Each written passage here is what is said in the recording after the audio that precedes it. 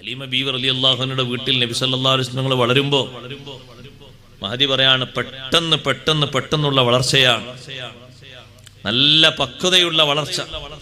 2 മാസമാകുമ്പോഴേക്ക് ഒരു 2 വയസ്സിന്റെ പക്വതയാണ് ഹബീബ് റസൂലുള്ളാഹി സ്വല്ലല്ലാഹു അലൈഹി വസല്ലം വന്നിരുന്നത്.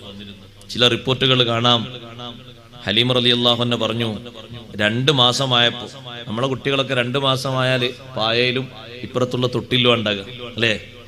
2 മാസമായപ്പോ പതുക്കെ നബി സല്ലല്ലാഹു അലൈഹി വസല്ലം തങ്ങൾ ഓരോ ഭാഗത്തേക്ക് ഇങ്ങനെ സ്വന്തമായിട്ട് തന്നെ അങ്ങോട്ടും ഇങ്ങോട്ടൊക്കെ ചെരിഞ്ഞു കിടന്ന്, അതുപോലെ തന്നെ ഓരോ ഭാഗത്തേക്ക് ഇങ്ങനെ പതുക്കെ ചാഞ്ഞിരിക്കാനും മറ്റൊക്കെ തുടങ്ങി. 3-ാമത്തെ മാസമായപ്പോൾ ഖാന യഖൂമു അലാ ഖദമൈ, 2 കാലിൽ തങ്ങൾ ഇങ്ങനെ നിൽക്കുമായിരുന്നു. 3-ാം മാസത്തിൽ നമ്മളെ കുട്ടി നിൽക്കുമോ? 3-ാം മാസത്തിൽ 3-ാം മാസത്തിൽ 4-ാം മാസത്തിൽ ഇതൊക്കെ നേരെ കണ്ടനുഭവിച്ച മഹദിയാ പറയുന്ന, ഹലീമ റളിയല്ലാഹു അൻഹ പറയുന്നത്, 4-ാമത്തെ മാസമായപ്പോ ഖാന യുംസികുൽ ജിദാറ വയംശി, ചുമരൊക്കെ ഇങ്ങനെ പിടിച്ച് അങ്ങനെ നടക്കുമായിരുന്നു. 5-ാം മാസത്തിൽ ഹസലത്ത് ലഹുൽ ഖുദ്റത്തു അലൽ മശ്, നടക്കാനുള്ള ശരിയായ കഴിവ് കിട്ടി. 5-ാമത്തെ മാസത്തിൽ ശരിക്കും നടക്കാൻ അഷ്റഫുൽ ഖൽഖ് സ്വല്ലല്ലാഹു അലൈഹി വസല്ലം വല്ലാത്ത വളർച്ചയല്ലേ അല്ലാഹു തആല നൽകിയത്. അങ്ങനെ അത് കഴിഞ്ഞ് 8-ാമത്തെ മാസമായപ്പോൾ ഖാന യതകല്ലമു ബിഹൈതു യസ്മഉ കലാമുഹു, മറ്റുള്ളവർ കേൾക്കും വിധം സംസാരിക്കാൻ തുടങ്ങി. സംസാരിക്കണമെങ്കിൽ 1 വയസ്സ് 1.5 വയസ്സാകണ്ടേ, എന്തെങ്കിലുമൊക്കെ കുറച്ചിങ്ങനെ പറയണമെങ്കിലൊക്കെ.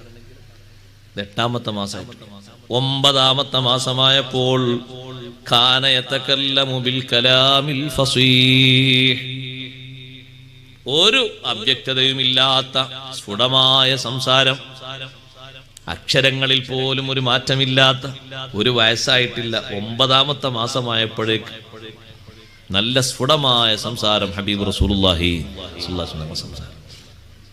10-ാമത്തെ മാസമായപ്പോൾ കാന യർമി ബിസ്സിഹാം മഅസ്ബിയാൻ,